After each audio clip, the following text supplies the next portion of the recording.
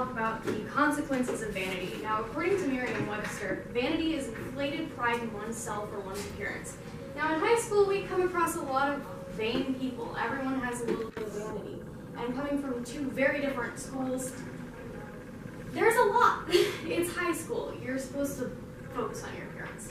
Anyway, vanity is really treasured nowadays. We follow celebrities who post only the best things about their lives online, and we relish their misfortunes because they're not our own.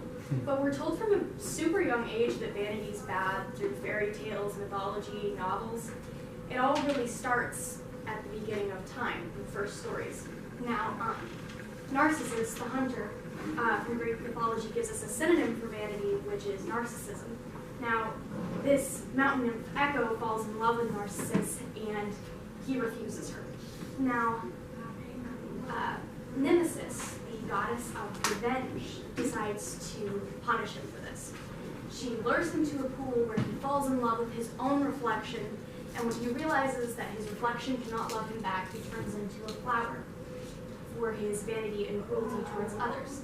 So many of us are familiar with this tale from childhood, and there's been many redos over time of it. The first book I read was Madame Bovary by Gustave Flaubert.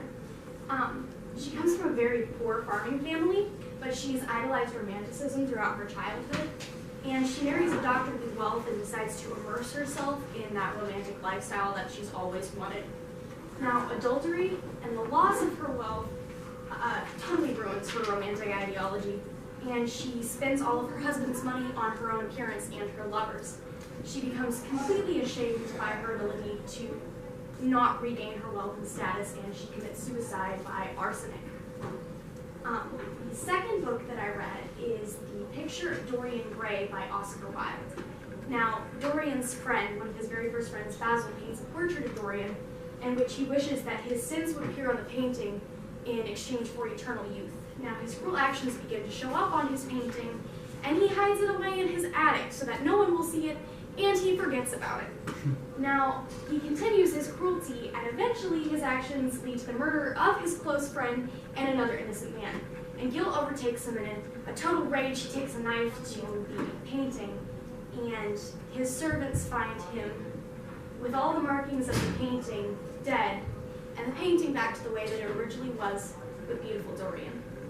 Now, both of these books, Victor Hugo once said stupidity talks and vanity acts. Now, both of these people acted on their vanity.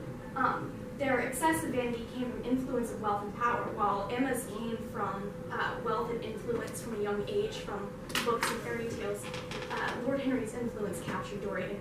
So, in conclusion, vanity is not always a great thing. I mean, a little bit is good. Self-love is very important. But there's a damaging point. There's a thin line. It's healthy, it's normal for people, but don't go throwing away your spouse's money or murdering people.